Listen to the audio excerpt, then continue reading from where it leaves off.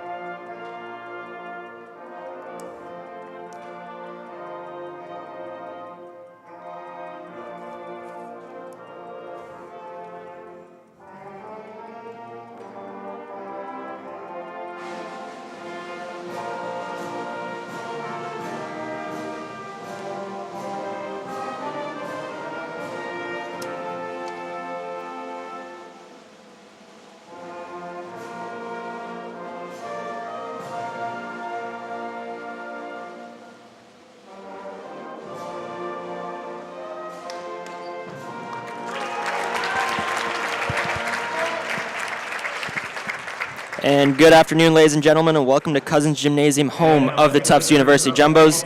My name is Lucas Johnson. I'm joined alongside here by Francis Simmons as we have a battle between two NESCAC beasts, between the Jumbos and the Continentals. Continentals coming into this one. They're currently riding a two-game win streak. They're at 18-2 overall, 5-2 in NESCAC play. Tufts, on the other hand, 16-6 overall, 5-3 in NESCAC play. Also coming off, they're also riding a two-game win streak. For Tufts, coming off of a W against Amherst, Hamilton, a win against Bates. Francis, both these teams looking to keep hot streaks going. What does each of these teams have to do to succeed today? Well, you said it. Both of those wins came last night with Hamilton being on the road and Tufts actually at home. So they must come out strong. This game is going to be a game of tempo and who can kind of get going and not let fatigue get to them. So it's a lot of bus riding for Hamilton. So Tufts really wants to capitalize on that. And the biggest thing for Tufts is defense. Hamilton scores about 88 points a game, and Tufts only scored over that in 5 games. So defense will be key, but also Vinny Pace and Eric Savage must have huge games. They usually score 18.5 a game and 13.7 a game, respectively. They're going to have to score more than that tonight for the Jumbos in order for them to win. And for Hamilton, avoid complacency. They just came off a win against Bates. They're doing really well in the conference, and so in order to get that number 1 seed that they're going after for, they must come out, play strong, and not let that fatigue get to them. Like I said before, they need to get their bench involved. That's their big bread and butter, as they spread the wealth, if you will. And coming off a game last night, that's going to be key in this matchup, and certainly an advantage for them. So we'll see how that plays out. Absolutely. As the starting lineup's getting introduced here at Cousins Gymnasium, so see Eric Savage, final member of the Tufts Jumbos, to be introduced. And the Jumbos look like they're getting a little excited, having a little huddle. So it should be a high-tempo game. Should be a good one. We're in for a treat. Yeah, nice crowd here at Cousins Gymnasium for a Saturday afternoon.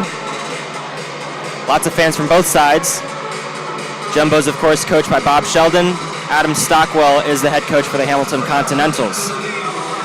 Sheldon giving a few little pointers in the huddles. Knows how key this game is. The NESCAC is so close. 6th place might seem like fairly far down, but the thing is, you win a few games here or there, and all of a sudden you're 1st, 2nd, 3rd place.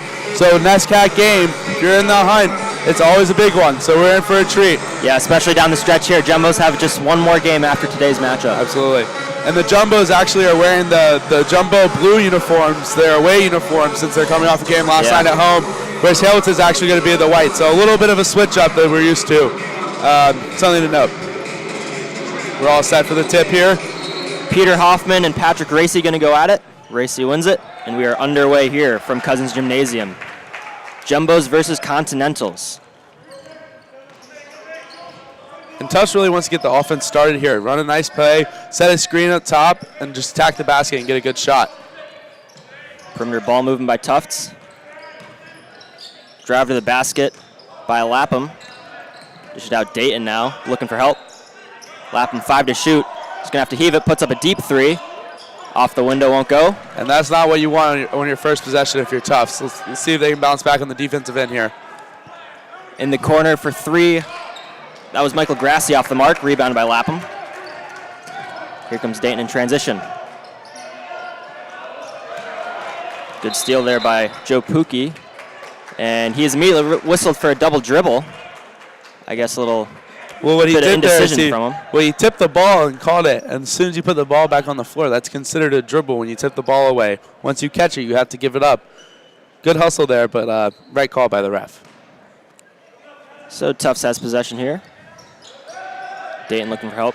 Gets in for Savage. Hamilton is bringing some nice defensive intensity here. See if Tufts can match it on the offensive end. Savage on a kick. This is Manny Anderson getting the start. Anderson puts it up, won't go. And a quick steal by Lapham. And he's fouled by Tim Doyle in transition. Doyle, perhaps a smart foul as Lapham was going full court with a full head of steam there. And based on the way this game started, you can tell both teams kind of played games last night. 3 turnovers in the first minute, so both teams just need to settle down and get their mind in the game and just play basketball. Lapham struggling to get it in as Gilmore was putting some tight D on Dayton. And Tufts is lucky right there that they got that absolutely. ball back. It was an interesting call, but went Tufts' way. So the Jumbos will try it again. Racy should try to seal over there in the post. He doesn't. Instead, Savage gets the ball. Savage looking to drive. Stops on a dime, puts it up. Won't go. Rebounded by Pucci. So still scoreless here, 18:38 left in the first, and that's going to be an offensive foul called against Doyle. And I'm not sure if that would have been an offensive foul had the ball handler not extended their arm there, but he did, an easy call for the ref. And interestingly enough, that's Tim Doyle's second personal already. You know, just under 90 seconds have gone by, and you know, Tim Doyle's an important player on this Continentals team, so he's got to take a seat very quickly. And those are the worst fouls because, you know, you pick up the first, you're trying to be careful, you're dribbling the ball up, and you get your second foul. Anderson, cross-court feed for Dayton. Dayton looking to go baseline. Instead, he'll swing it to Savage. Inside, Racy. Backing down Grassi. In and out. Fight for the ball, won by Gilmore. Vince Kahn into the game now. We still haven't had a basket almost over 2 minutes into this game. Gilmore, fadeaway. Off the side of the backboard, saved by Hoffman. Back in the hands of Gilmore. Ball didn't hit the rim. 8 to shoot. Kahn nearly lost. That's a bomb from Grassi off the mark. Offensive rebound, though, by Kahn. And Kahn was fouled. Absolutely. Both teams are playing a little sloppy right now, and I think Tufts on the offensive end are trying to play too much one-on-one and not enough team ball. They're trying to make something happen and get the first bucket of the game. And if you're the Continentals, you got to watch these turnovers. Lapham whistle for the personal. Poked away there by Dayton. And here comes Anderson in transition all the way for 2, and that's our first points of the game. Excuse me, that's Vinny Pace. Vinny Pace wearing jersey number 25 today, which is usually the number of Manny Anderson. Pace usually number 13 according to the roster. Not sure what's up with the uniform switch as Pace drives and is fouled there. Tempo starting to favor Tufts a little bit. The crowd's getting into it. But if you're Hamilton, you have to watch these turnovers. That's already 4 in this game. At the line for Tufts, number 25, Vincent Pace. So Pace at the line to shoot a pair. Good on the first.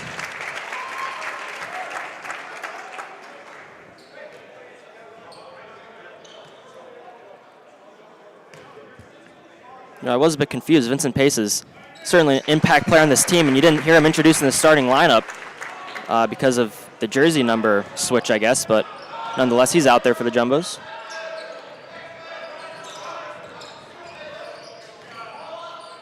Continentals on the offensive end. A little flip shot by Gilmore is good. And that went in, but that's not the best shot selection they could have gotten, especially for one of the first shots in the game when they've been trying to struggle to get their offense flowing.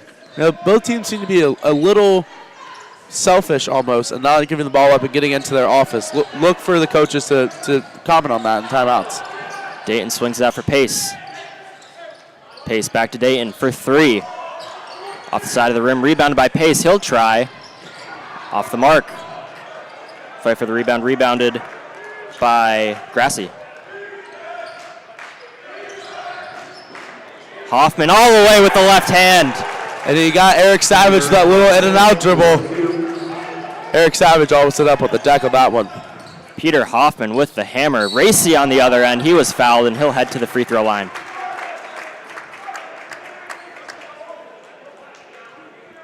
And so team fouls have been an issue for Hamilton here. Not even 4 minutes into the game, already have 4 personals. So, Tufts is going to be shooting free throws for most of this half, presumably.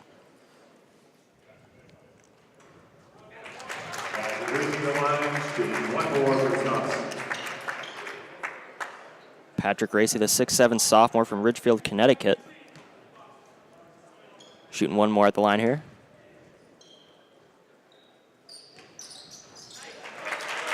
Racy good on a pair. Knotted up at 6 early on.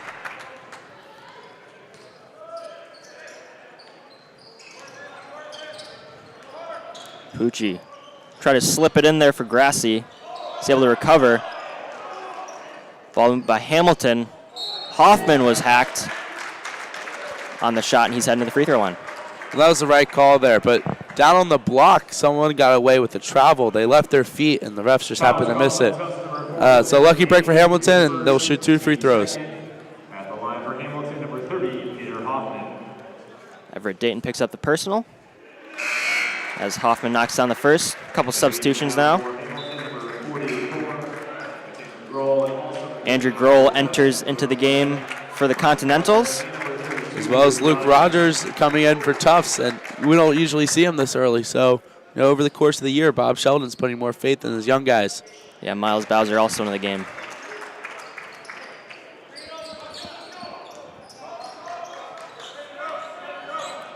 I think I just saw Eric Savage head to the locker room. Not sure if it's anything serious, but just something to keep an eye on.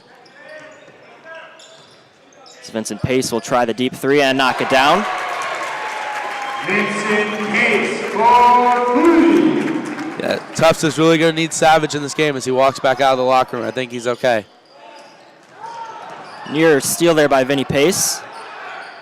Instead, Gilmore drives off the mark, rebounded by Bowser, and Bowser's looking to push.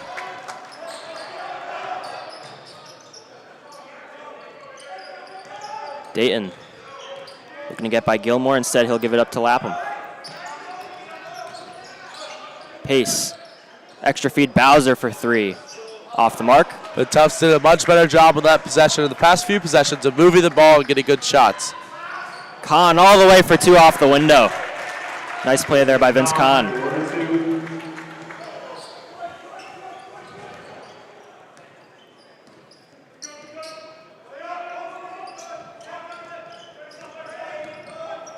Dayton driving to the hoop, off the window, doesn't get the bucket, but he is heading to the free throw line for another pair of free throws. That's 5th team foul. They keep adding up. Luckily, I believe that's the number 1, number 24, Gilmore, and Hamilton certainly needs them. He's 3rd on the team in scoring with, I think, 14.1 per game. Eric Savage getting ready to check back in, so he's all right. The games that we've called for Tufts, they've usually started the game firing a lot of 3s, but quite the opposite here as they're attacking the basket regularly. Absolutely. I think about 5 of these 10 points have come from the free throw line, so they're getting to the line and knocking them down as well. Dayton splits a pair. A little bit of broadcaster's jinx there on that one.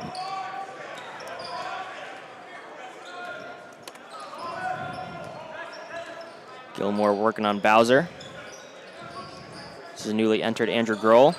Ty Washington also newly entered into the game. Fadeaway shot is off the mark by Gilmore. And that's the second time Gilmore shot a kind of a fadeaway shot early in the shot clock. He needs to look for a better shot. Savage all the way won't go. Same thing there with Savage. You know, slow the ball down. If you don't have numbers and you're even getting double teamed, bring it out, work the ball around, and try to find an open shot. Tufts is actually only shooting 22.2% from the field. Actually 2 of 10, so now 20% from the field. Gilmore puts it up, won't go. Rebound Washington. Reset, Vince Kahn for 3, and he knocks it down. And that's, I believe, the 4th offensive rebound that Hamilton has grabbed. So, and those lead to second chance points. And in a game that there's not a lot of scoring in, and Tufts having a hard time finding the basket, must box out and only limit them to 1 possession. Vince Kahn with a quick 5 points. Dayton puts it up, won't go. Rebound by Rogers. Rogers goes back up with it, won't go. Grohl with the rebound this time, and here comes Kahn. Kahn splitting defenders, flips it up, gets the roll. Pretty play by Vince Kahn. And he's taken over this game. Vince Kahn going coast to coast there for the bucket. Jumbos could really use a basket here. Savage flips out Dayton. Now Bowser. Bowser with the mismatch on Grohl, spinning, flips it out to Dayton. Dayton gets by Gilmore with a nice move, but he turns it over right on cue. Was a nice move, but didn't have his head up on the spin and thought that Luke Rogers was going to be there. That's just a case of where you're not really playing together too often because Luke Rogers is young and isn't always in the game. But look for that to work the next few times. Dwyer gets a screen from Grohl. Shot by Gilmore won't go. And an over-the-back foul going against the Jumbos. I believe they're going to get Rogers for his second personal. Foul on Tufts number 4, that's Everett Dayton. No, they're going to get Dayton for the second personal. And this half is going to be a long half the way they keep calling fouls. It's going to be a lot of free throws. So we're in for a little extra time basketball here. Michael Grassi checks back into the game. Ben Engvall into the game for the Jumbos for the first time.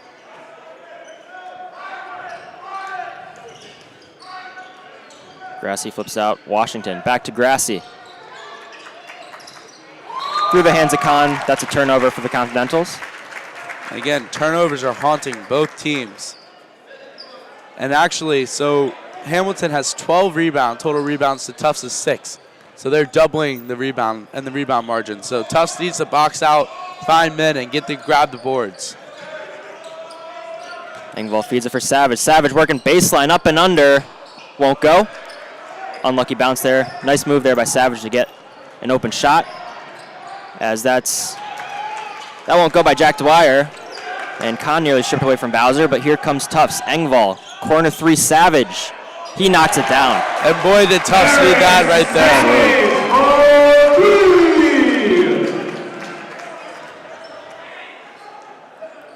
Underneath, Grohl wasn't ready for it. That pass by Michael Grassi, a bit behind Grohl.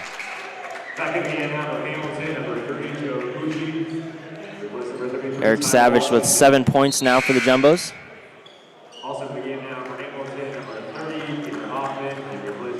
Peter Hoffman will replace Vince Kahn. And Hamilton now has 5 turnovers, but Tufts only has 2 points off those turnovers, so they need to look to capitalize, see what they can do here.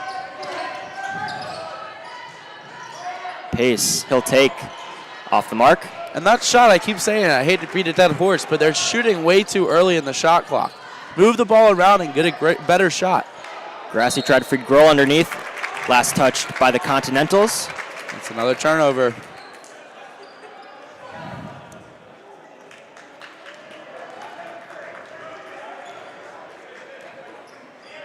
Not even halfway through this game, Hamilton has 7 turnovers. They must protect the ball. And for Tufts, they must capitalize on these turnovers. They're not capitalizing on them at all. Engvall open 3, way off the mark. Rebound by Dwyer. Dwyer up the court in the hurry.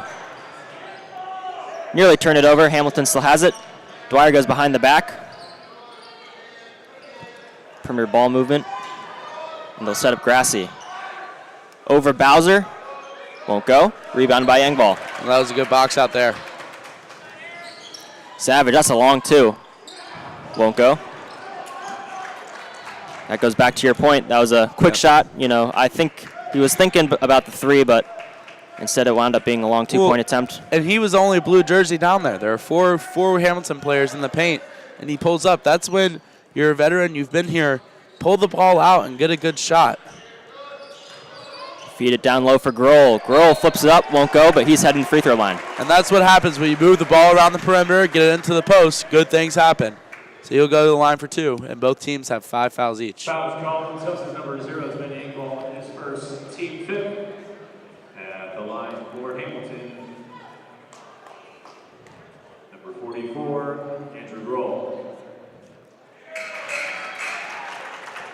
Back in the game now for Tufts, number 1, Thomas Lappman, number 15, Patrick Racy. Racy needs to step up big in these next 10 minutes of the half.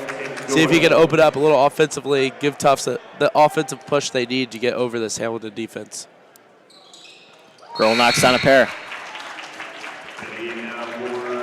Spencer Kendall is going to come to the game. And credit Tufts, too. I know offensively they've been struggling, but Hamilton usually scores 88 points a game, and right now they're on track to score 68. So if Tufts can keep up the defense, they're very well in this game. Savage forced it underneath, trying to find Racy. Stolen away by the Continentals. Here comes Doyle. And you're not going to stay in the game if you keep doing that. Underneath. That shot by Hoffman won't go. And a loose ball foul. Or excuse me, that's going to be an over the back against Hoffman. And a few unlucky bounces on both sides. It seems like there's a lid on both rims tonight. So, nothing seems to be going through the net. Let's see if that changes in the next 10 minutes of the half. Here's Pace. Racy turnaround jumper is good. And just by the way, that was Hoffman's second foul, so he's going to head to the bench at the next dead ball. Ball movement, here's Hoffman.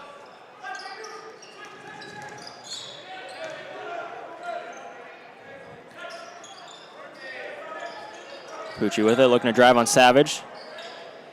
8 to shoot. Grassley was looking to drive baseline, throws it off of a jumbo. It's great defense there. Way to cut off baseline and not let him get to the cup. Forced a bad pass. Gilmore re-enters the game for Hamilton. Morris into the game for the first time for the Jumbos. Hamilton got to work fast with 6 to shoot here. Again for Grassley. Grassley working on Engvall. Puts it up. Gets the roll. And he's lucky he didn't get a push off there. He lowered his shoulder pretty low. Didn't clear much space though, so they let him play.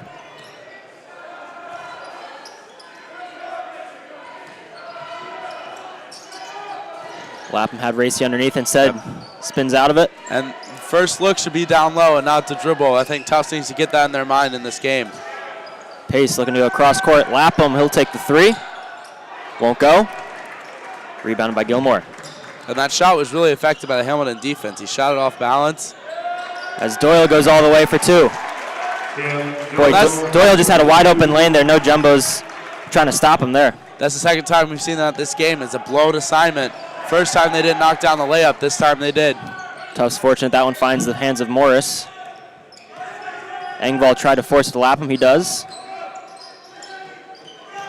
Good for Lapham for looking down low. Wasn't there. Engvall all the way. Shot blocked. Not sure exactly got the hand on it. And immediately Tim Doyle is whistled for a travel.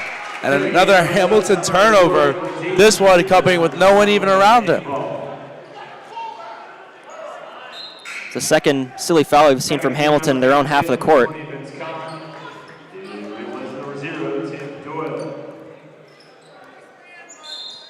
So Tufts fortunate to have possession here. Dayton driving, shot sent away. That was Spencer Kendall getting a hand on it. Tufts still with possession. Lapham will take the 3 off the front of the rim. And there is Kendall cleaning up the boards again. And the Jumbos are getting a little complacent with the 3. They need to look down low to Racy, to Vinny Pace, to Eric Savage, and try to get good shots. Kendall, that pass had too much on it, intended for Gilmore. Second straight possession with the turnover. Story of this game. 8:02 left in the first. Hamilton leads 21 to 15. And our stats say that Hamilton has 8 turnovers. I believe it's more like 10. And there's still just under 8 minutes left in the first half. Vincent Pace directing traffic, trying to get around Gilmore. He'll force the shot. Comes up well short. Again, early shot clock shot that was forced, a fadeaway turnaround that ended up in an air ball. Gilmore going baseline. He traveled. You're right. They get him for steps. 3rd straight possession with the turnover. Should we just keep the streak going? Yeah, head coach Adam Stockwell, he can't be happy with his team's performance there. Granted, they have the lead, but if you're Stockwell, you can't help but think if you convert a couple of these baskets when you're turning the ball over, you could be up by double digits for sure. And that's what scares you if you're a Jumbos fan is, Hamilton's turning the ball over nearly every possession, and you're still down by 6. So Racy's off the mark. That's not looking good for you. If they can start getting things together, and second half they will. Get more used to kind of in the game and forgetting that they're on the road. In the corner now, Grassy driving baseline. Blocking foul whistled against Tufts. Be interesting to see who this is on with foul trouble. I believe it's just Racy's first. But both teams have 6 team fouls, so for the next 7 minutes of the half, we're going to be shooting 1-on-1. Nonetheless, Racy sits down. Rogers in the game trying to guard Grohl. Grohl flips it up, won't go. Rogers unable to corral it, but Dayton does. If you're Hamilton there, you're just happy you got a shot. They need to start converting them, but at least it wasn't a turnover.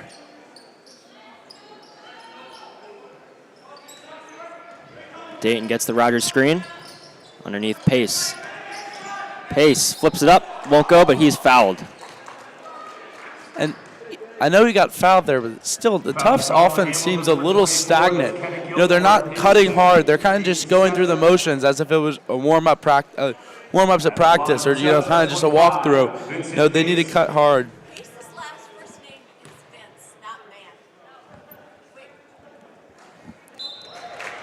Pace got on the first.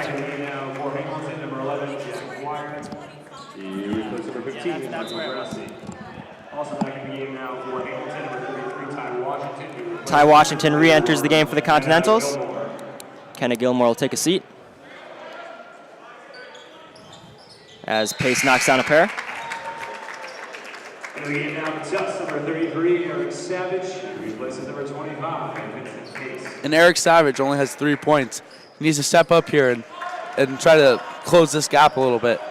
Yeah, Savage averaging 13.7 on the season. Tufts could use a couple more baskets out of him.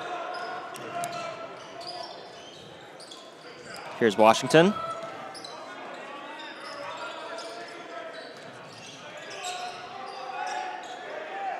Trying to shoot underneath.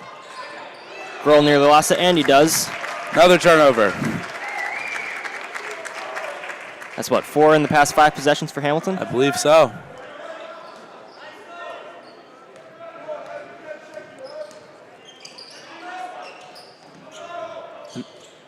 Here's Dayton. Mismatch with Grohl. Dayton just had that one slip out of his hands, I think, as it hit the bottom of the backboard out of bounds. I don't know what Dayton kind of threw his arms up at the ref for. You're never going to get that call. You're under the basket and shooting a wild shot. Just take your time and find a good shot. Credit to him, though, for trying to get into the teeth of the defense and at least get a high percentage shot.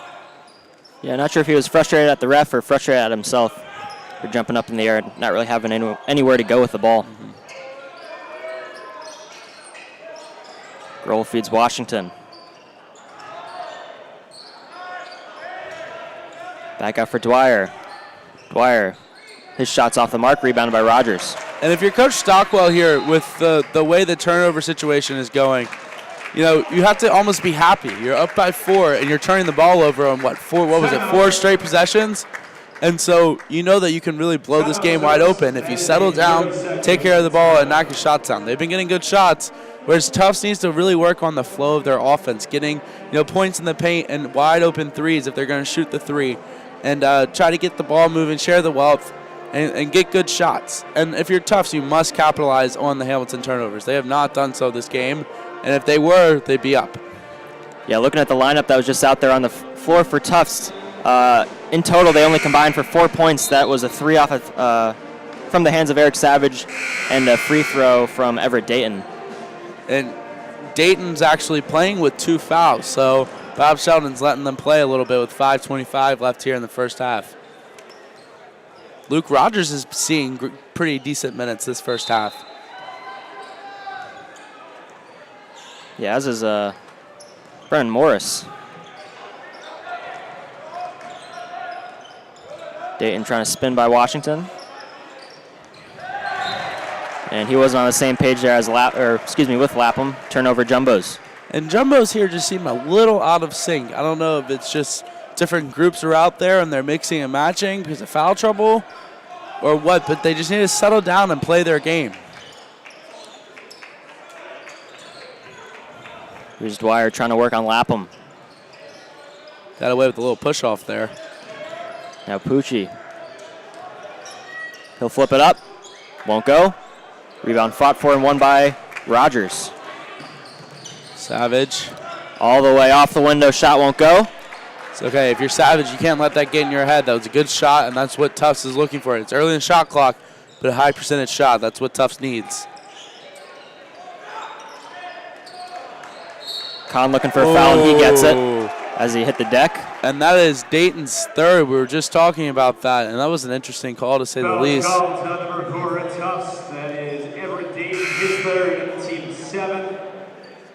Seemed like Dayton might have fouled him before the ref blew the whistle, and then the second effort on the foul attempt there by Kahn is what drew the ref's whistle as he fell to the floor.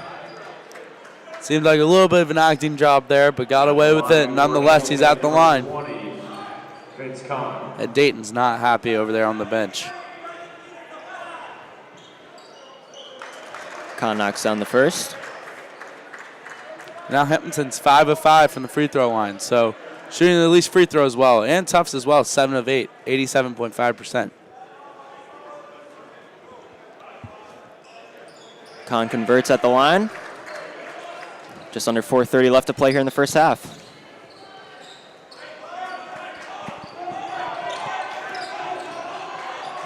Lapham underneath for Pace. Needs a drop step to the basket. Reset with Pace. Looking to get by Grohl. Cross court for Savage. Savage underneath. Rogers couldn't get his hands on it. And here comes Jack Dwyer. In the corner, wide open. Kahn for 3. Well short. And Tufts really needs a basket here. Let's see what they can do. Pace spins out of it, dishes it out. Lapham, bump, puts it up, puts it in. It's Lapham's first 2 points of the ball game. And Vinny Pace needs to look more to score when he catches the ball down low. He's been trying to pass it and get something going for Tufts, so credit him for that. But he's a very athletic and very proficient in the paint. He needs to look to get a shot up more.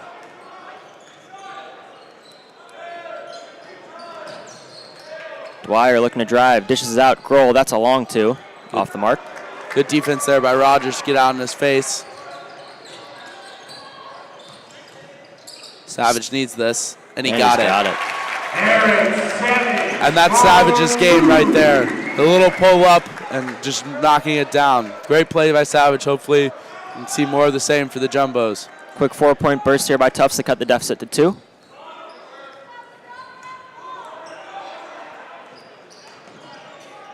Flip shot by Pucci is good. Vinny Pace, there was just a little step late there. Pucci got a nice first step on him and sealed him off. He did a great job sealing Vinny off there. Pace flips it out. Kuyumijian for 3. He was hit. He's going to head the line for 3 free throws. That's always the worst feeling as a player when you close out and he's already let go of the ball, but it hasn't landed yet, so it's a shooting foul, and you didn't affect his shot at all. Yeah, Jack Dwyer just got an explanation from the referee there.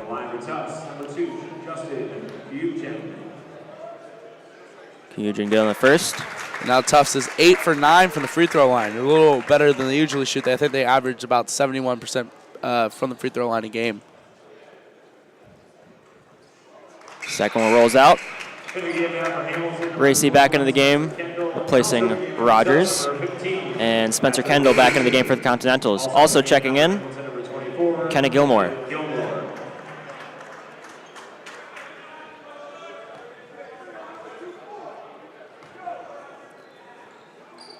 So Kuyumian goes 2 of 3 at the line there, cutting the deficit to 2 points.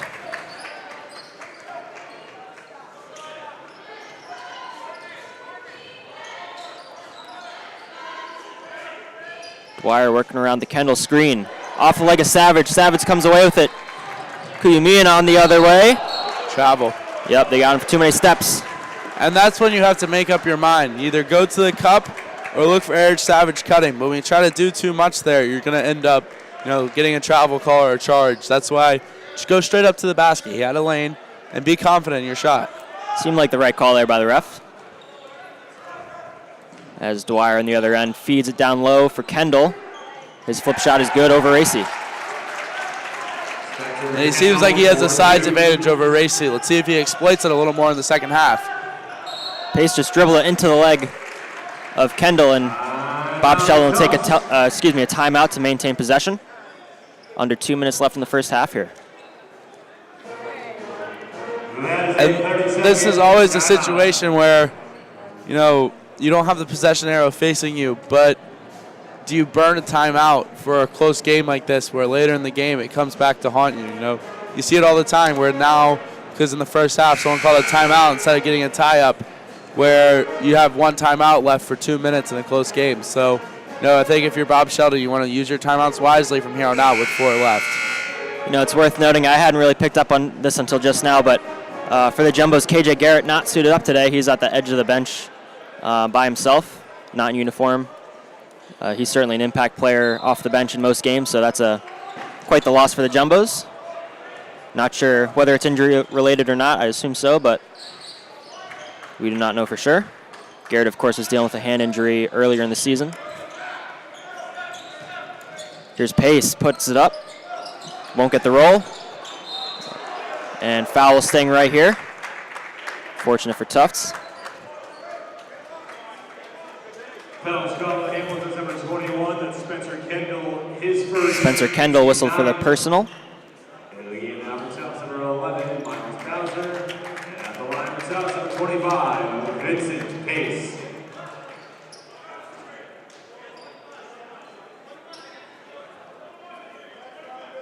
So 1-1 for Racy. They just announced that Pace was going to take him, but it is Racy at the line. Racy shot won't go. Big rebound there by Pace, but he tried to feed it underneath for cutting Racy. Instead, it winds up in the hands of Jack Dwyer. So Tufts with an unlucky possession there, missing the free throw, but they had a chance to make something of it. Instead, they turn it over. Now Kahn with the lane to the hoop. His shot blocked by Racy, staying right here. Let's see what team can make the best out of this. Minute 15 left. See if Hamilton, big basket here if they can get one. Grassy shot won't go. Tip in by Kendall won't go. And that's where you have to box out. If you box out, that ball falls right into your hands. Instead, Tufts went up for the rebound without putting a body on someone. Reload for Hamilton. 1 minute remaining in the first half. 1 minute remaining. Here's Kahn working on Lapham. That's a charge. I don't know what's wrong. He lowered his shoulder. I don't know why he's upset with that one. Looked like he might have extended the arm too. And he's in disbelief. His mouth is wide open, but he literally lowered his shoulder into. Interesting. I don't know what's going on there. Under a minute left to play. Let's see if Tufts can cut into this halftime deficit. And they want to score here before 30 seconds, so they go 2 for 1. Lapham draws the foul. And they'll do that because he's shooting 2 free throws. Tufts is in the double bonus now. Yeah, Spencer Kendall, the one who commits the foul. Foul is called on Hamilton's number 21, Spencer Kendall. And I hear coming up we have a special event at halftime. We're not too sure what it is. But yeah, that's what the word on the street is, so stay tuned. We'll see what happens. In for a little treat. Lapham good on the first. Yeah, the crowd here at Cousins Gymnasium is really filled out. People trickled in as the first half has progressed, and not that many open seats here left to be had. Absolutely, even in the brown bleachers are taken. Lapham converts at the line. 2-point ball game. So Tufts will presumably get the final shot here in the final possession. Dwyer put Lapham on skates. And that was a foul? Yeah, I'm not sure they're going to get on this. Wow, they get Lapham for it. I'm surprised by that. And I'm trying to see the scorer's table when he went over there, what exactly the foul was. It looks like a hand check, but, I mean, it must have been the Phantom. Yeah, it didn't seem like he had quite the separation on Lapham. Dwyer, that is. If anything, it seemed almost like a push-off. Nonetheless, Dwyer converts on the first. And Hamilton remains perfect at the line here in the first half, so let's see if they can remain perfect or Tufts will get a break here.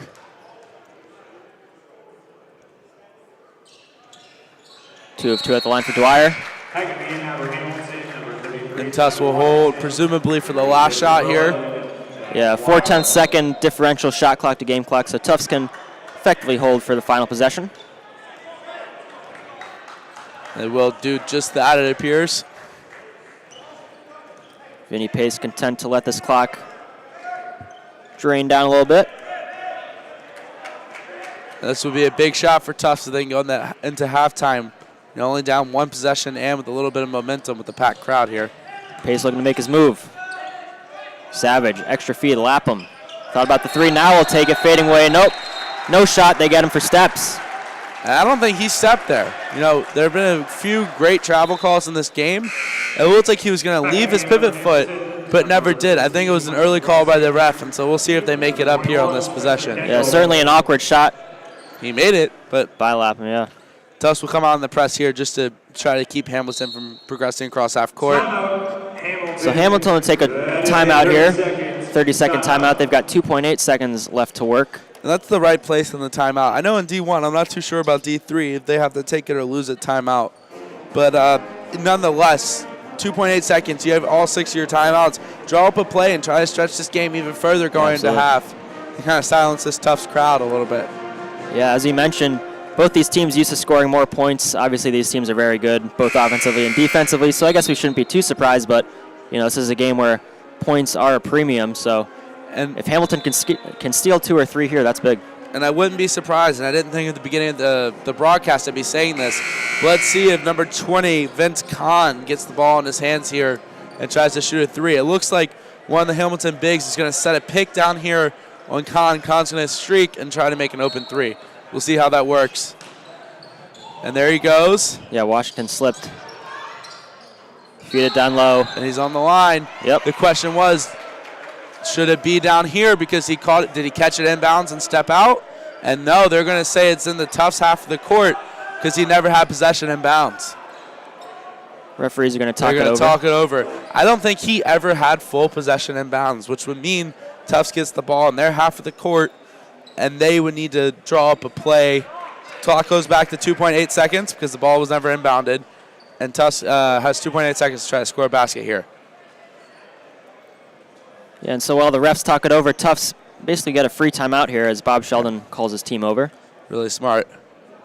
And they are going to say it's in the Tufts half of the court. And I think that's a bad call there, honestly, because I don't think he ever fully had control of the ball inbounds. But yeah, especially considering there's still 2.8 left on the game clock. So yeah, so they either need to fix the game clock or fix the inbounding. And the referees are talking to the scores table. You'd imagine if this call stands that they take, you know, like half a second off or so. I think it should be 1.8, I believe.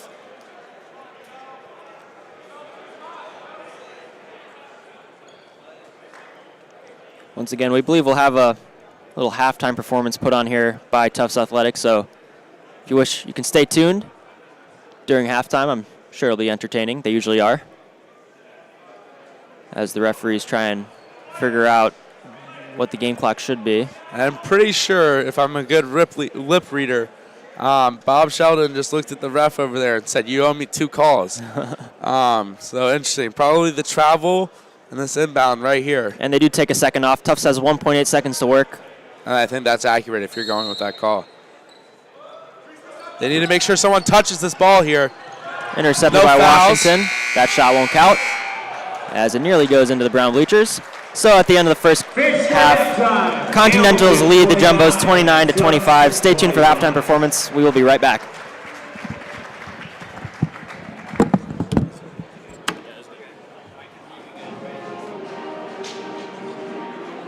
Test.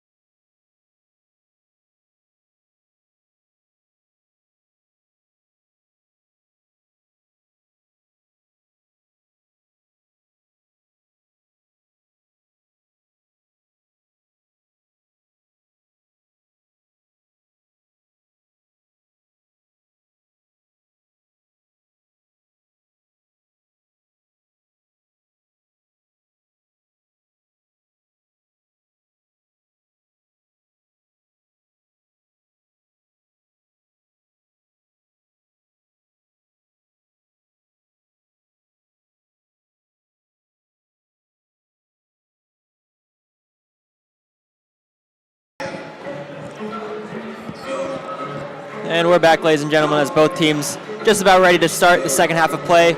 My name is Lucas Johnson, once again joined alongside here by Francis Simmons.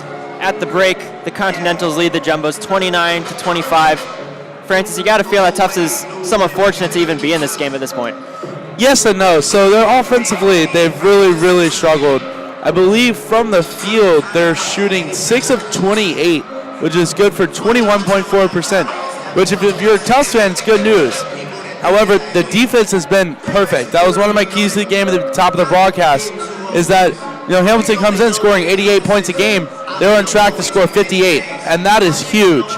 And where Hamilton, if they want to get to that 88 number, they need to limit turnovers and take better shots, and that goes for both teams. Take better shots, get into the flow of your offense, and try to act like you didn't play a game last night. I think that's really coming out in this game is fatigue. And so I think down the stretch, Hamilton has a little bit of advantage, the way they spread the wealth and kind of have a more balanced scoring approach, where Eric Savage, Vinny Pace, and Eric Savage have really been leading this team. And so they need to step up. Tufts bench players need to step up and make a few shots, especially with KJ on the bench. And so down the stretch, we'll see what they can do, see how fatigue plays into this game. Yeah, absolutely. With about, 5 minutes left in the first half, Hamilton had that stretch of 4 turnovers and about 5 possessions. So Tufts made a nice little run there to keep the deficit at 4 as they enter the half. And we are underway here.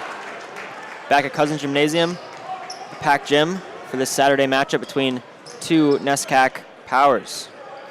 And Dayton needs to be careful. He has 3 fouls, and for Tufts, Lapham has 2. And for Hamilton, 5 players have 2 fouls. Here's Doyle with it. Feeds it for Hoffman. Off the window, won't go. Great D by Eric Savage there. Vincent Pace with the rebound up ahead for Lapham. And good job by Lapham knowing that they didn't have numbers and pulling it out. Good sign for Tufts to start here. Once again, if you're just joining us, Vincent Pace usually wearing jersey number 13. He's wearing number 25 for whatever reason today. A little bit of a flop there. Savage for 3. Comes up short. Rebounded by Pucci. And I'm happy with that shot. That was a good shot, and that's what Tufts needs to keep doing, passing the ball around and getting open threes or open layups. Pucci feeds it for Grassi. Grassi got Dayton to commit, and he's heading to the free throw line. And that's his 4th, I believe. Fouls called on Tufts number 4. That is number 8. And so Bowser is set to check in for him. And he's going to be sitting for a while. Bowser, the sophomore, though, is pretty commanding, in this game. Hasn't done too much on the offensive end, but kind of knows how to control the game and does the little things that don't really show up in the stat sheet or even to your eye. But he's a great player, and, I don't think Tufts will miss a beat.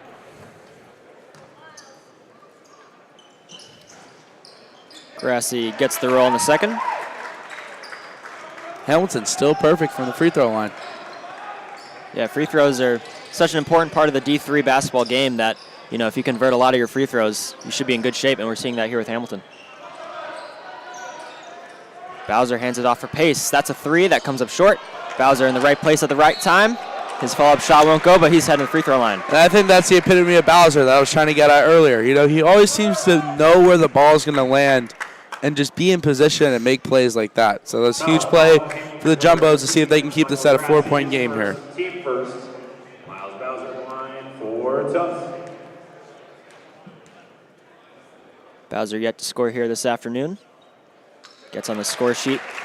And with that, Tufts is now 12 of 15 from the free throw line. So both teams shooting great free throws.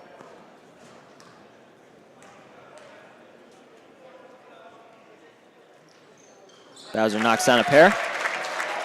Hamilton leads by 4.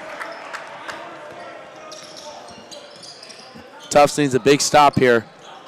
They don't want Hamilton to get too comfortable with the ball. They want to force turnovers and force bad shots. Because as soon as Hamilton starts going, it's not going to end up being good. Kenneth Gilmore was looking to drive. Excellent play there by Vinny Pace. Not only swatting the ball, but he realized he was about to fall out of bounds with the ball in his hand. He just looked down and threw it off of the Continental player. And Bob Sheldon there took his fist down near his waist and just did a little clutch. He was very happy with that one. See if Tufts can work the ball inside here instead of settling for a 3. Racy looking for help. Bowser had it knocked free. And here comes Grassy. One man to beat. It's Pace. Pace and that's on the floor. And that's a great call. Smart play there by Vinny Pace, getting back. Grassy had one man to beat. And instead of 2 free throws, Hamilton's got it at the baseline. And that's only his first, so that's good news for Tufts as well. Smart play there. Very, very smart basketball.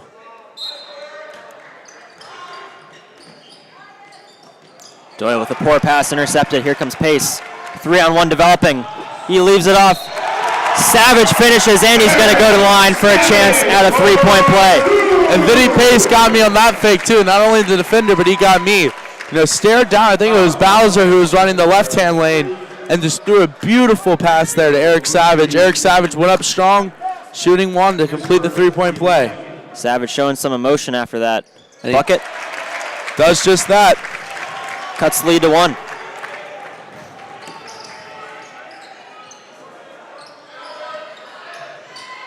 Great defensive intensity by Tufts here, limiting Hamilton.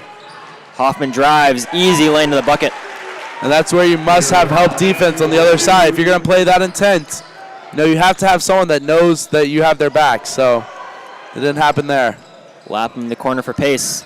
Pace drives in the paint, had it stripped by Doyle. Tufts still with it underneath. Racy can't lay it up. Again, that's what Bowser does, though. He found the open man and got him wide open layup, just didn't fall. Doyle in transition with a chance for a 3-point play. Tim Doyle saw they had a lane. That lane quickly collapsed, but he was still able to manage, put the ball in the hoop. And they're going to get Miles Bowser on the personal. And the up-tempo style in this type of game, when you can't keep up scoring-wise with a team offensive threat like Hamilton, you must slow the ball down and play your tempo and work the offense. Here, we're going up and down the floor way too quickly for Tufts' liking. So look for them to slow it down here and see if they can get a good shot off. Hamilton continuing their success at the charity stripe as Doyle converts on 3-point play. Lapham, that's a long 2.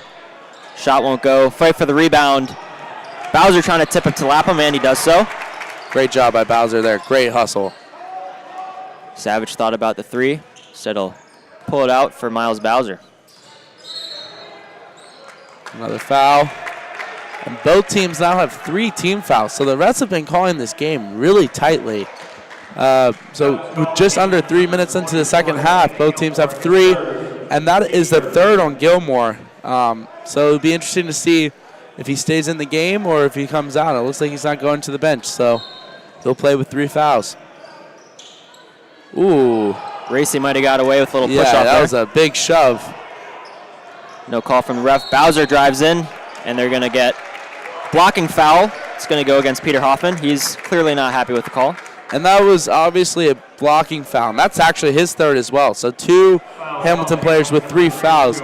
But I thought that could have been a makeup call for the Racy push. But instead, Bowser shooting free throws. Here's Bowser at the line.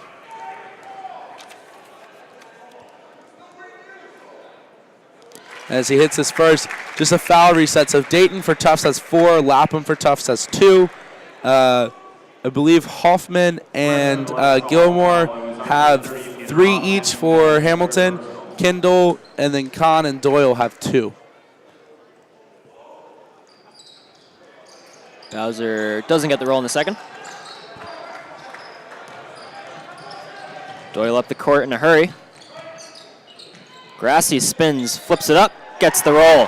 And I have a feeling here, Hamilton seems to be getting really hot with the ball. They're taking care of it, getting easy shots in transition.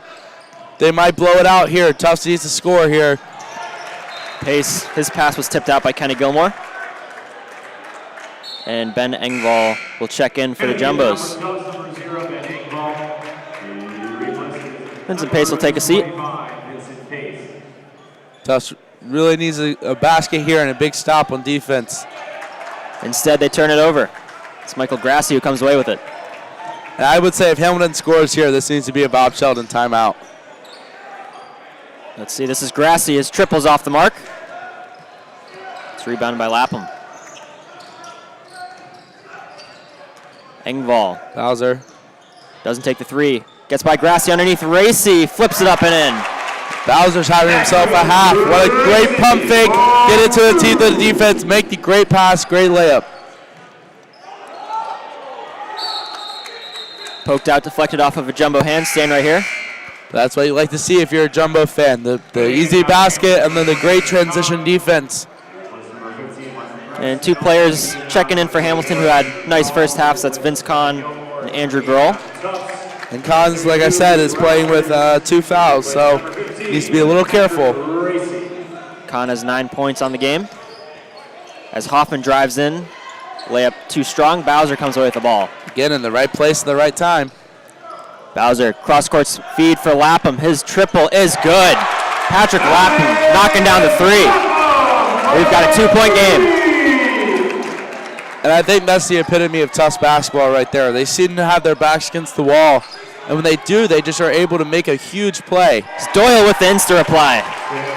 But that always seems to happen. When they made the run and got within 1 point, they kind of let off on the defensive end. They need to keep the gas pedal down on defense and keep getting great shots on offense. Savage splitting defenders. Twisting midair, gets it to go, +1. Pretty play by Eric Savage. He's heading to the free throw line. It's pretty acrobatic there. Absolutely, splitting defenders and contorting his body in midair. Somehow got it to go. Andrew Grohl picks it up. Vinny Pace back in the game. Gracie will have a seat. Number 33, Eric Savage.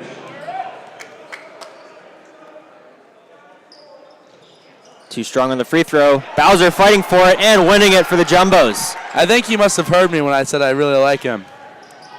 Pace. That's a charge. Yeah, they get, and it's going to be Andrew Grohl who draws the charge on Pace. And I almost wonder, so Pace went up there a little haphazardly, but it seems like Grohl had his foot inside the circle.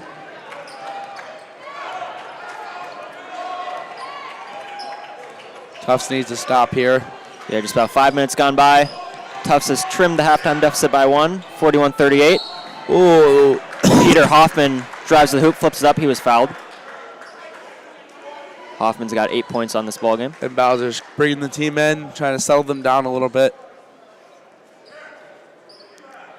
Tufts needs to make sure they're playing their game. This game is still moving a little too fast for Tufts' liking, I think. I think they need to slow it down and get into their offense. That's when good things happen to them.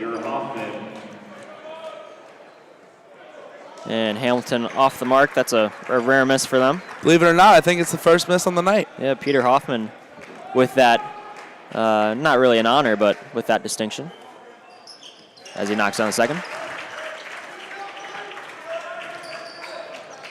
Eric Savage is running it up. He needs to slow it down. Yeah, Savage's shot won't go. Here comes Doyle.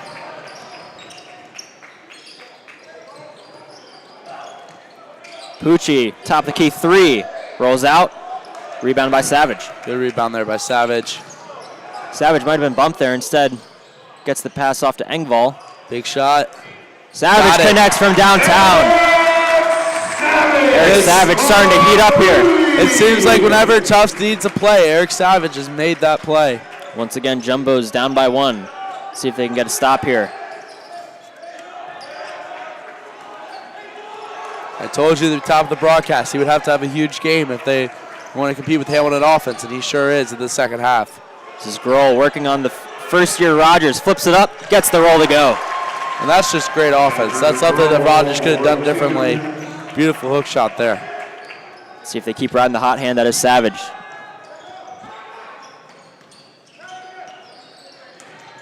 Pace. Engvall for 3. In and out. Grohl secures the rebound.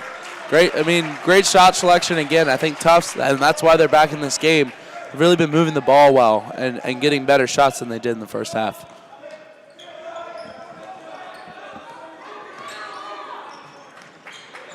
Kahn gets to Hoffman. Foul underneath. It's going to be against Miles Bowser, I believe. I think it might have been on Luke Rogers. Oh, you're right. They're going to get the first-year Luke Rogers. And that's the thing. That was almost like a little lazy foul. There was no reason to reach in there. I understand the temptation to try to reach around and poke the ball away. But get behind him and stand your ground and just put your hips into him and your knee and not let him back you down. That's the biggest thing for the young guy there. So now Tufts has 16 fouls. So Hamilton, with over 13 minutes left in this game, will be shooting 1-on-1 or 2 free throws for the rest of the half. Grohl wide open 2. Won't go. Follow up by Kendall is good. +1. Spencer Kendall rising up for the putback, and he was hacked. And Tufts has done a little bit worse of a job than they did in this first half of boxing out. They're not getting bodies on people, at least on the defensive end. They're getting a lot more offensive rebounds. But find someone, box them out, and go up for the ball. Don't go up for the ball before you put a body on someone. Kendall knocks down the free throw. Just like that, Tufts had it down to 1. The Continental lead is back up to 6 with 13:10 left to play in the second half. Story of the game. Tufts comes within 1, and then Continentals going on a little run of their own. Kumian feeds it in for Pace. And foul on the floor going to go against Hamilton as Pace was bodying his man down. Absolutely. Pace did a good job there of resisting the urge to lower his shoulder too much. He did a little bit, but not obviously enough to get the charge there. That's Spencer Kendall's 3rd personal foul. Bowser needs to get this in. Finds Engvall. Bowser with 15 to shoot. Back it out. Working on Kendall. Bowser driving baseline. He just lost it.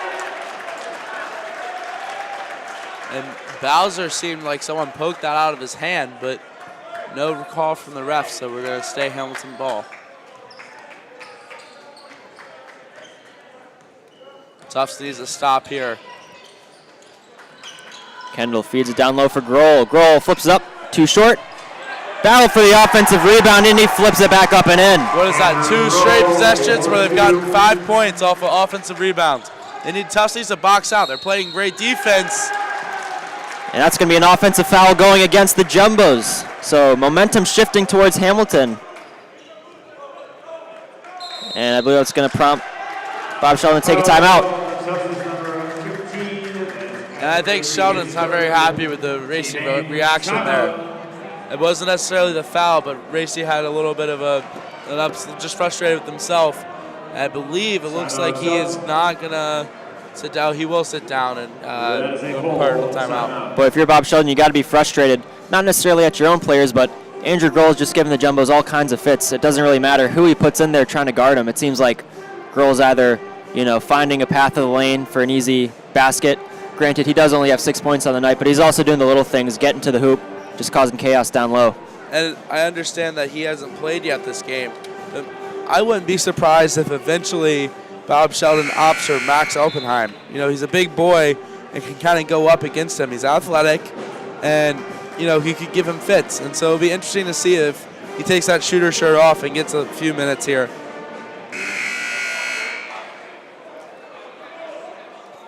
We also saw a lot of Brennan Morris in the first half. He's yet to check in here in the second.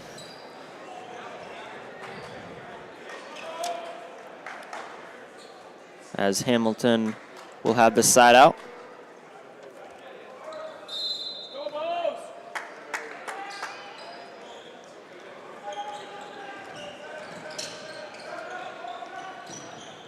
Dwyer feeds Grohl down low. Grohl, a little hook shot is good. Andrew Grohl with a soft touch. I think they need a bigger body down there. And Luke Rogers is going to come in. Seems like Bob Sheldon just going between Rogers and Racy, hoping one of them can figure something out. As Pace drives in the paint, flips it up. His shot is good, and he's on the free throw line with a chance to make this a 3-point possession. So Tufts now has 18 fouls, whereas Hamilton has 7. So this game's been called really closely. It's been quite a long game in runtime as well.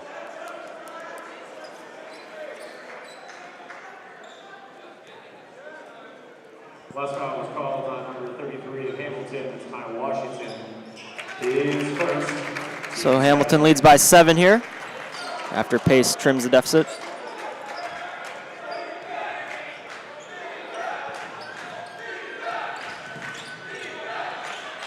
Crowd's coming alive here in Cousins Gymnasium. This is Dwyer. Big stop here to keep the crowd in it. Double comes on Dwyer. He'll kick it out for Washington. 10 to shoot, back in the hands of Dwyer. Dwyer pass down low. Box out. Reverse shot won't go. Grohl on the offensive end. His shot won't go. Lapham up ahead. Bowser all the way for 2. Good court vision there from Patrick Lapham to see that Miles Bowser was streaking out. And I think if you're Sheldon here, you still need to put Max Oppenheim in just to give him a chance, you know. The big guy's killing them down low, and we'll see if he gets a few minutes here.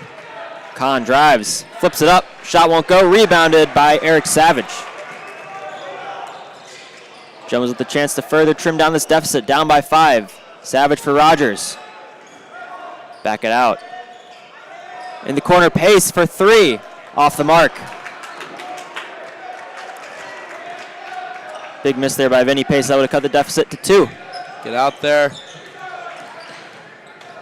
Great help by Rogers. Around. His shot won't go. There's Grohl again.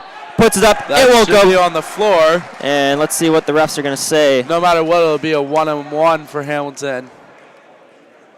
They're calling it 2 shots. Yeah, I think he did have the ball and was going back up to have a shot attempt. So Andrew Grohl nonetheless making his presence felt once again on the offensive glass. And if Tufts wants to get back in this game, they must box out.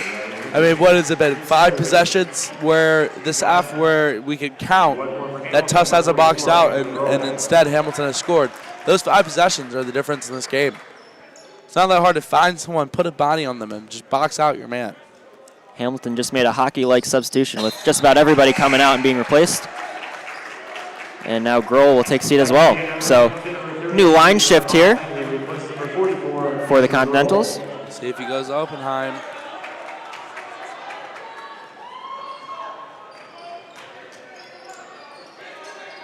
Morris set to check in. He's at the scorer's table.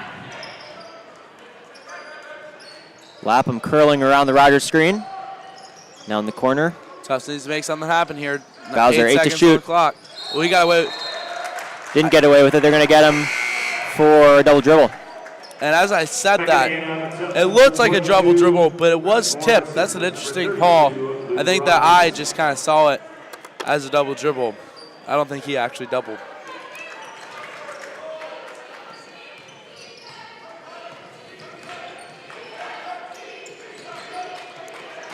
Pucci feeds it for Doyle. Underneath now, Hoffman. Flips it up. His shot won't go. Box out. Another offensive rebound. That's Grassi. Doyle for 3. His shot rims out. Bowser skies up for the rebound. Yeah, the guard got in there and said, you know what? I'm just going to go get it myself. Under 10 minutes now left in the second half as Savage tried to flip it out for Lapham. Intercepted there by Tim Doyle. Doyle looking to push. Flips it up, and that's Peter Hoffman finishing on the offensive end. Peter Hoffman now in double figures. He's got 11 points. Hamilton leads by 9. See what Sheldon does here. He's staring up as if to go to his bench, put someone in. Racy thought about the 3 and said he'll put it on the floor. Brendan Morris had an open 3, but it's going to be a foul before the shot going against Hamilton. Excuse me, no, it's an offensive foul going against Tufts. And that's Vinny Pace's 4th, so he'll have to check out. So Dayton and Vinny Pace are on the bench with 4 fouls. Yeah, Engvall checks into the game.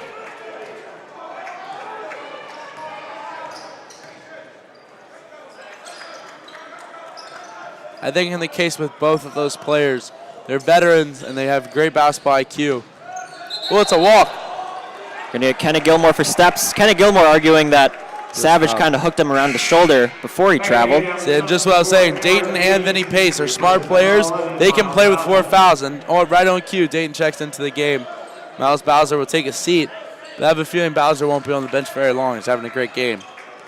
Yeah, Bob Sheldon's team needs a spark here. They're down by 9. Feels like Hamilton just about, close to blowing this thing open as Dayton's shot won't go. And it's not necessarily defensively where they're struggling. They just need to pick up the pace on the offensive end. Kenny Gilmore driving, flips it up. His shot won't go. Dayton tried to tip it to himself, and it was off of his fingertips. It's going to stay right here with the Continentals.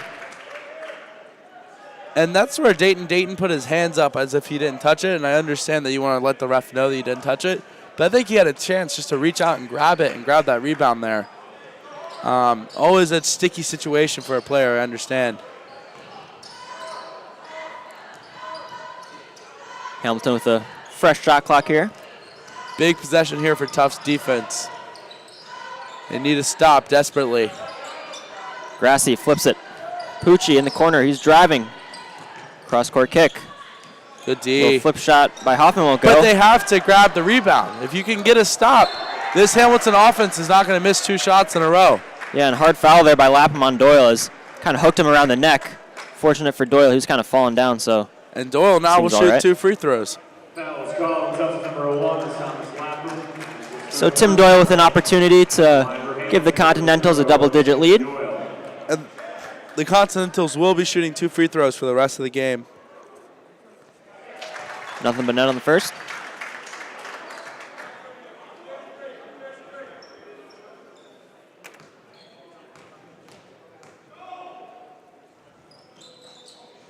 Second one rolls out. Here comes Savage in a hurry. Engvall on the other end. He's fouled. Shot drops. Ben Engvall heading to the line with a chance to make this a 3-point possession. And boy, did Tufts need that one right there. Absolutely. Foul is called on Hamilton's number 15. That's Michael Grassi. Grassi whistled for the personal. That is his second personal. Team 8. Engvall knocks down the free throw.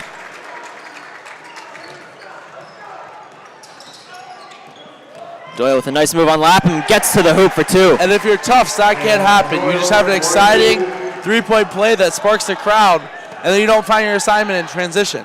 Get back, don't get too excited, and get going your man. Savage too strong from the free throw line. Rebounded by Grassi.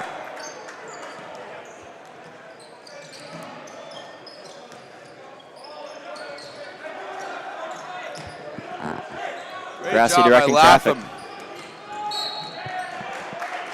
Peter Hoffman draws a foul. And Lapham was playing aggressive D down on the post down there, helping out, I want to say Eric Savage down low. So Peter Hoffman heads to the free throw line.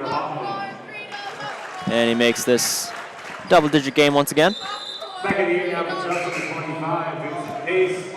Here replaces number 4, number 8. So Dayton in foul trouble, he'll take a seat. As Vinny Pace checks back in, also in foul trouble.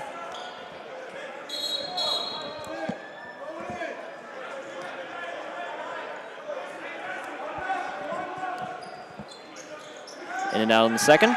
So Vinny Pace is also playing with 4 fouls, so seems like Savage in a hurry. Savage misses that. Shot won't go. It seems like Bob Shelton's kind of just switching between Dayton and Pace just to make sure none of them foul out at the same time.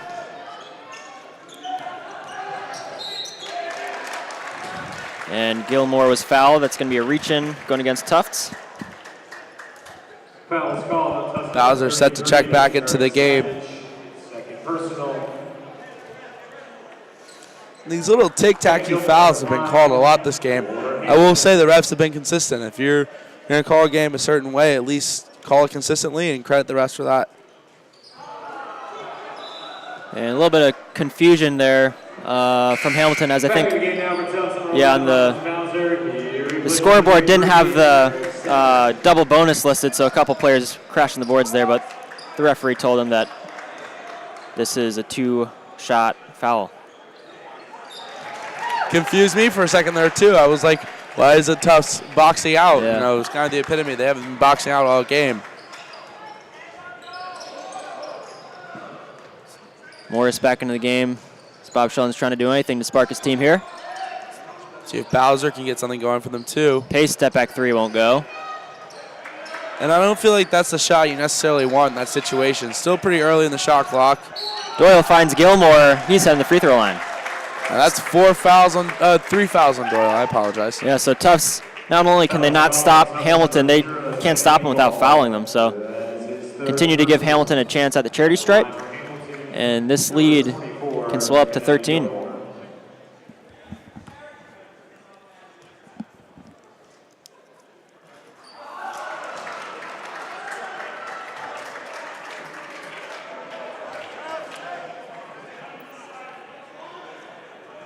Kenny Gilmore at the line. He's got 3 points on the afternoon. And I think if Hamilton here can reach the 75-point mark, this game certainly will be out of hand from Tufts. Looks like they're on track to do so as well. 61-49 here with 6:40 left to play in the second half. Continentals on top. Bowser, corner 3. Had too much on that one, air ball, but fortunately for Tufts, Hamilton got a hand on it, staying right here. And that made it a hard rebound because you're never expecting an air ball, you know, and when it comes flying into your hand, sometimes if you don't have the best hands, it'll float out of bounds.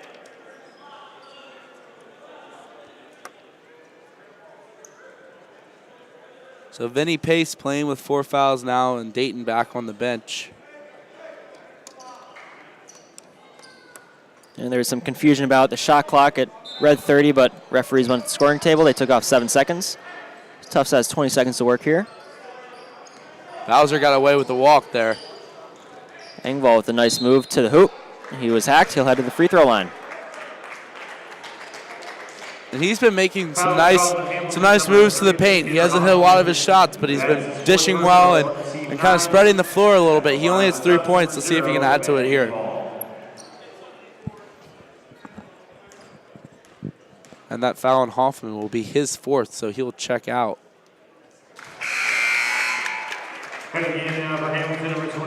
Spencer Kendall checks back in.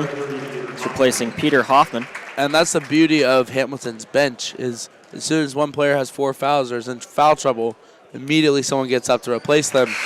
Whereas Bob Shelton is trusting in his folks because we don't go that deep. We don't have as big of a team either.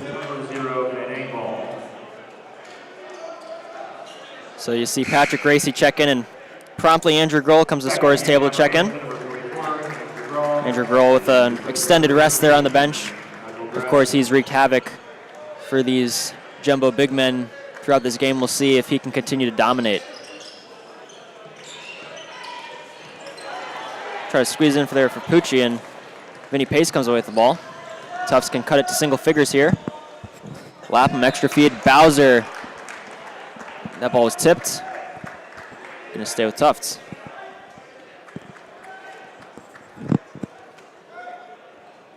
And looking at Gilmore, he was actually one of my players to watch in this game, and he only has, I believe, 4 points, and 3 fouls. So Tufts has done a good job of locking him up. He is their leading scorer at 16.9 points per game. So Rogers is off the mark from 3. Lapham with an aggressive play, but comes up empty. He's frustrated at the ref, feeling he was fouled. Absolutely, and he certainly was, and the ref knows it too. See if he commits a foul here in frustration, perhaps. Oh, that's a carry! I don't know what the ref is throwing his hands up for. It certainly was a carry. Yeah, Doyle got away with one there as Gilmore drives, and he's fouled. He's at the line for a 3-point play. And I think the ref owes Bob Shelton an explanation there of exactly how that wasn't a carry. The ball went way over his head, and he continued to dribble it like nothing happened.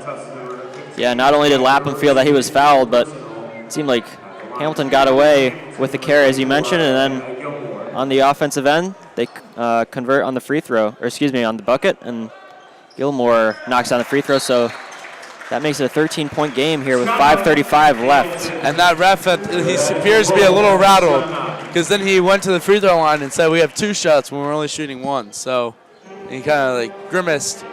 I think he should go over to Bob Sheldon and explain exactly what happened on that possession because it's a huge possession. It's a kind of a momentum changer in the game, and it's a 10-point swing or a 3-point swing. So Tufts down by 13 here with 5:35 left. You got to feel that if you're Hamilton, you know, you're in a pretty good spot and a couple more baskets, and this one might be put away. 10 more points, and you're good if you're Hamilton. And if you're Tufts, you're still in this. You're not out of it, but you have to get your offense going pretty quickly.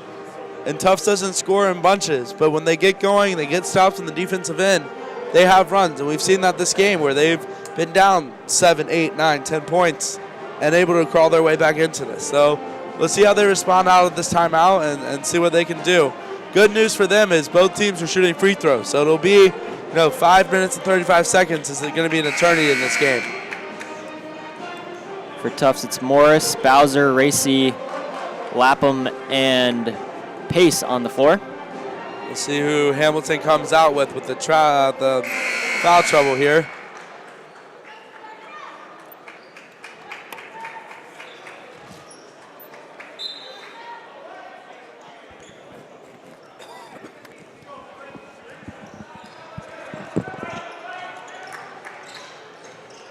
Pace working baseline. Try not to force it here, Vinny. Flips it up. Shot won't go. Fight for the rebound. Good tap out by Morris. Lapham working quickly. Flips it out. Racy for 2. Shot won't go. Rebounded by Kenna Gilmore. And Racy is now 2 for 6 on the day. That's a frustration foul there. Absolutely. And he better be careful before he gets attacked because he is very upset. That is his 4th personal. And that's Lapham's 4. So Dayton, Lapham, and Racy all have 4 fouls. At the line for Hamilton, number 0, Tim Doyle. In all fairness to Lapham, I certainly do think he has a couple things to be frustrated about. Absolutely. But still, with your team down by, at the time it was 13 points, you can't do a silly foul like that down the stretch. Certainly. Doyle converts 1 of 2 at the line. And now the sense of urgency seems to be felt by Tufts. Lapham for 3 off the mark. Here comes Gilmore in a hurry. And Savage. That was a late call. Yeah, And Savage whistled on the foul there. He thought he got all ball. And the ref was a delayed call. I think he owes another explanation to Bob Sheldon. It's the same ref that has made these calls. And then he throws his hands up like there's something wrong. But the thing is like he owes an explanation as to what happened. I'm not saying it was a bad call. I'm saying he should go over to Bob Sheldon and talk to him after a few questionable calls like this. Yeah, and Thomas Lapham is having a chat with him right now. You could hear Bob Sheldon after that call. He said he was screaming all ball, but nonetheless, Kenna Gilmore knocks down a pair. And I think Lapham did a good job there of talking to him in a professional manner, being the voice of the team, saying, look in our favor, and see if a call goes our way. You owe us a few. 67-51 Hamilton.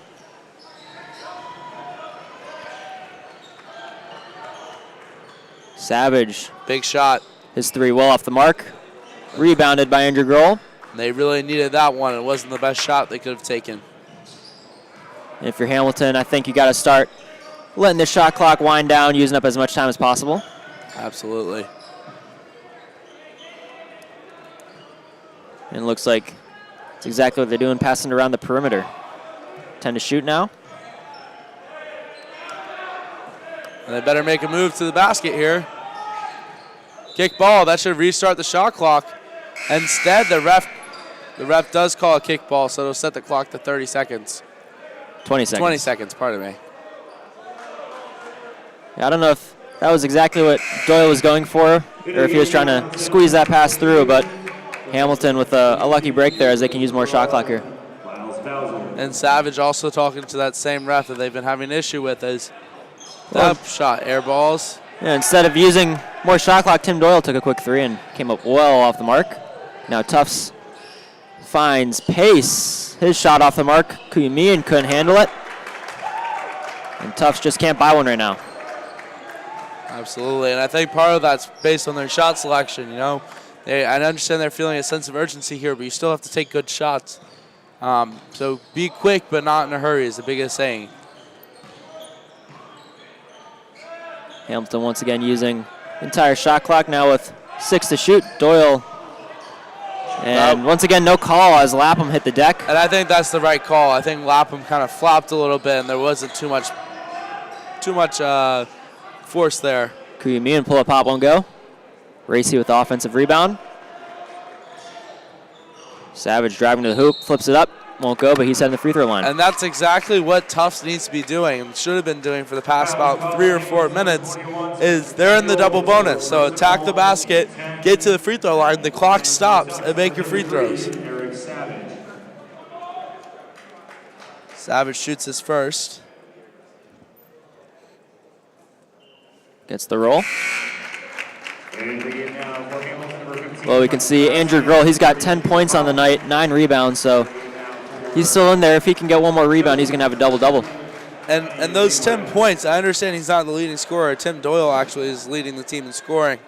But his 10 points seem to come at times when Hamilton needed them the most. I know there was a stretch where he had about 6 in a row. As Savage gets 2 friendly rolls there on both free throws. It's like we're seeing a replay. So Tufts down by 14 here with 3:10 left And in the second half. Adigwe's in there for intense defense. See if he can force a few turnovers. Kenny Adigwe's first action of the afternoon. Especially with the foul trouble. They can't be as aggressive as they want to be. Dwyer backs it out. Hamilton has to hurry here. Top the key three. Hoffman shot sent back. He's got to hoist one. That's a bomb. Didn't hit. Yeah, off the side of the backboard. And Tufts will have it at the baseline. And Eric Savage was a little upset about that call because they had a fast break. And I know it's the right call, but sometimes you got to let them play a little bit. It's the worst feeling when you're on a fast break, especially being down and trying to score quickly, and the refs bring it back. Tufts has to hurry here. But good shots. Be quick, but not in a hurry. In the corner, Savage drives. On the floor, that'll be 2 free throws for Savage. Big free throws right here for him. Going to get Dwyer for the foul. Hamilton's number 11, that is Jack Dwyer, his second personal. Eric Savage in line for Tufts. Eric Savage with 15 points on the afternoon. Make that 16. Back in the game now, Hamilton, number 3, Joe Fucci, number 24, Kevin Gilmore. And Andrew Grohl will take a seat. So I'd assume his afternoon is over. And his final stat line will be 10 points and 9 rebounds. Just 1 rebound shy of a double-double.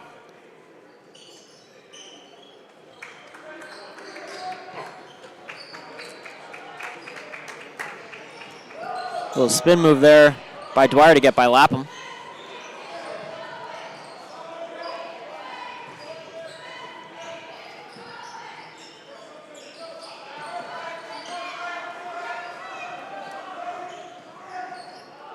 Kuyamian pokes it out, but Good staying hustle. right here with the Continentals. And right call, that did not hit the knee.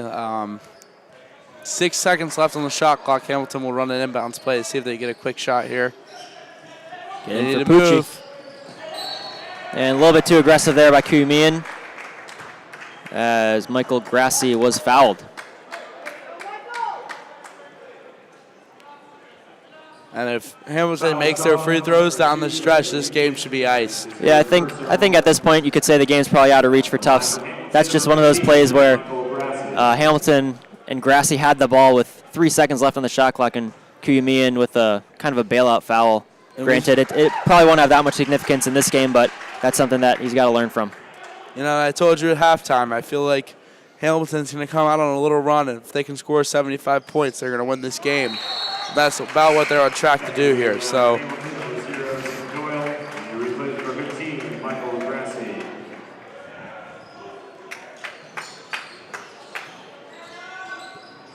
Pace for 3, comes up short. Kuyamian saves it. Off the hand of Pucci.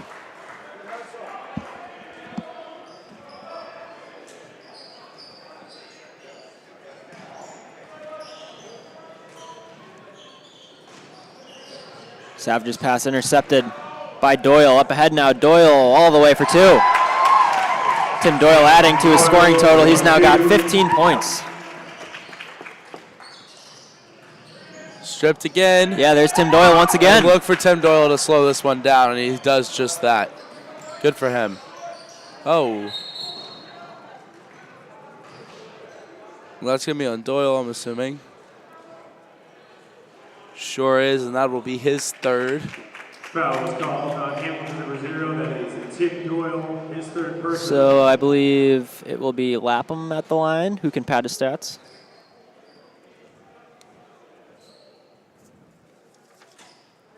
Lapham went 2 for 7 from the field today. 7 points total. And he has 5 rebounds, surprisingly. So Tufts' 2-game win streak will come to an end. They're going to move to 16-7 overall, 5-4 in NESCAC play. Hamilton, on the other hand, extend their win streak to 3. They move to 19-2 overall, 6-2 in NESCAC play. Tufts misses the first free throw. Bob Sheldon still talking the ref's ear off over there.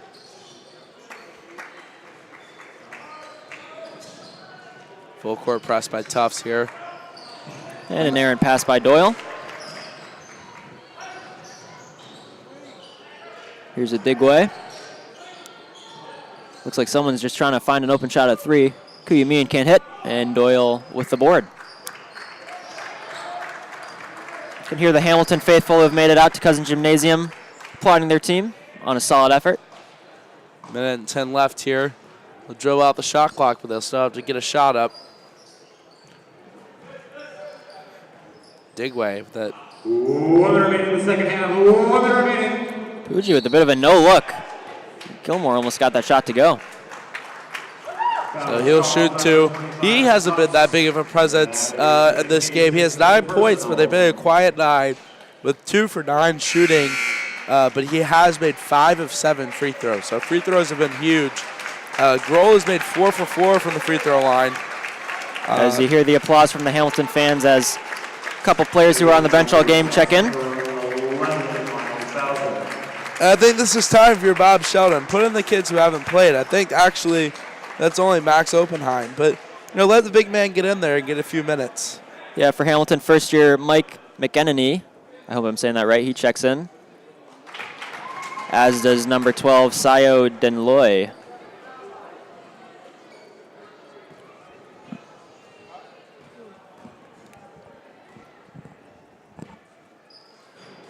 Second one rattles out. Tufts in a hurry, Lapham. Trying to make something happen here. Gets fouled, so he'll go to the free throw line and shoot 2.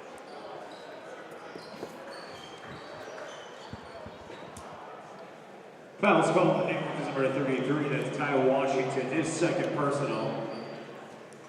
Thomas Lapham on the line for Tufts.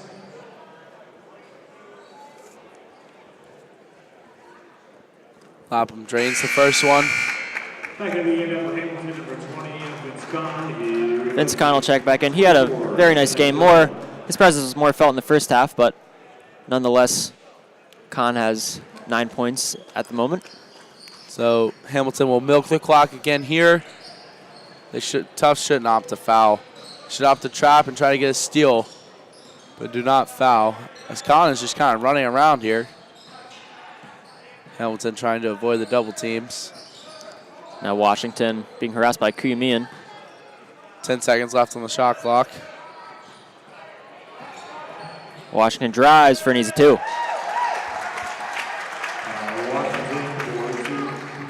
And that should be the game. Tufts will try to last desperate heave. Doesn't fall.